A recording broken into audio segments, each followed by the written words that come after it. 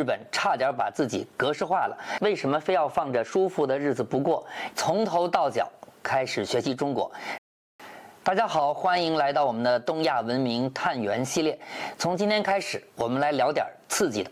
公元7世纪起，日本差点把自己格式化了，从头到脚开始学习中国。这不是夸张，而是一场持续了238年的超级留学计划。我们就从那个风起云涌的飞鸟时代说起，看看日本为什么非要放着舒服的日子不过，要冒着惊涛骇浪来大唐取经。故事的开头呢，得先从一位大女主说起，她就是大名鼎鼎的推古天皇。公元593年，39岁的推古天皇呢，登上了日本大和政权的最高位。这位女天皇特别有想法，她琢磨着，我这地盘忒小了，看着隔壁邻居中国，那才叫一个幅员辽阔。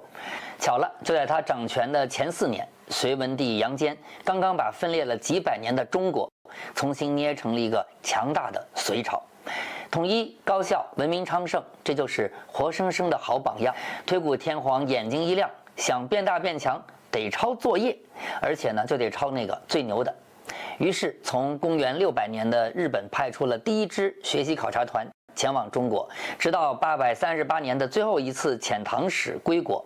这238年间呢，日本开始对中国进行了文化的全方位沉浸式的学习与借鉴。这既是历史的机缘，也是2位统治者想到一块儿去了。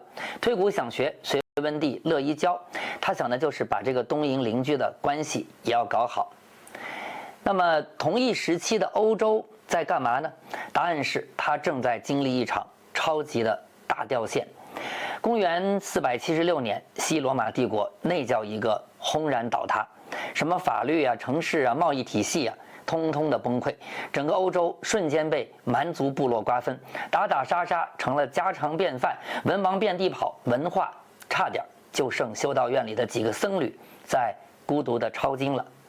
在这一时期里，被后来的文艺复兴的学者们叫做黑暗的中世纪，意思就是罗马的理性之光熄灭了，现代国家的曙光还没有到来，中间这段过渡期又黑暗是又漫长。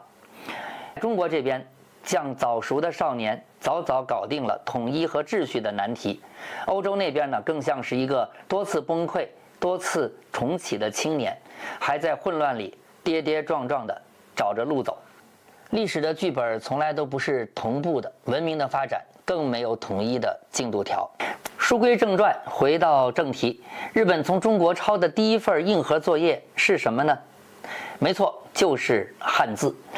有了汉字这套书写系统啊，官员们交流范围瞬间扩大，中央的京官们能更持续、更精准地指挥地方官员了，这就相当于给国家装上了神经系统。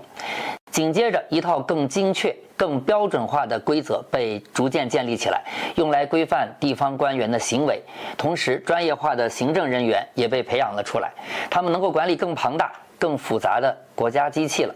这简直可以说是行政管理上的工业革命啊！光有硬件不行，还得有软件的升级。日本从中国引入了更强大的思想升级包。首先，什么来了呢？佛教来了。这不仅仅是一种信仰，更是一种提升统治者神圣性的神器。他们把天皇与自然秩序合一，告诉你，天皇可不是凡人。然后儒家思想紧跟着也来了，特别是忠和礼成了维护社会稳定的重要粘合剂。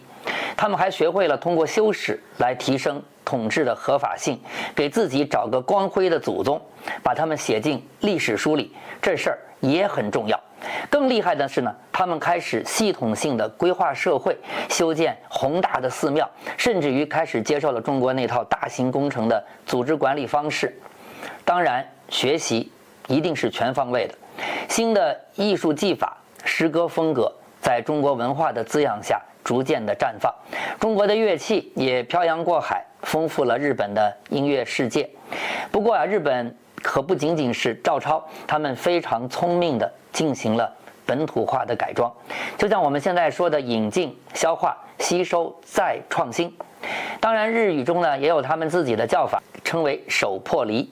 手就是学习，破就是进取，离就是别开天地。他们改变中国文化，让他们更贴合自己的实际需要，更符合自己的审美口味。这种拿来主义的智慧其实特别关键。看到这儿，大家可能要问，中国为什么这么大方，想学就肯教，核心的就是2个字儿，那会儿我们自信。当时的隋朝在文化和军事上都充满了优越感，根本不担心学生会超过自己，而且输出文明本来就是一项重要的政治策略，输出文明彰显天朝威仪，何乐而不为呢？推古天皇接手的大和政权本质上是个以某个最强氏族为尊的氏族联盟。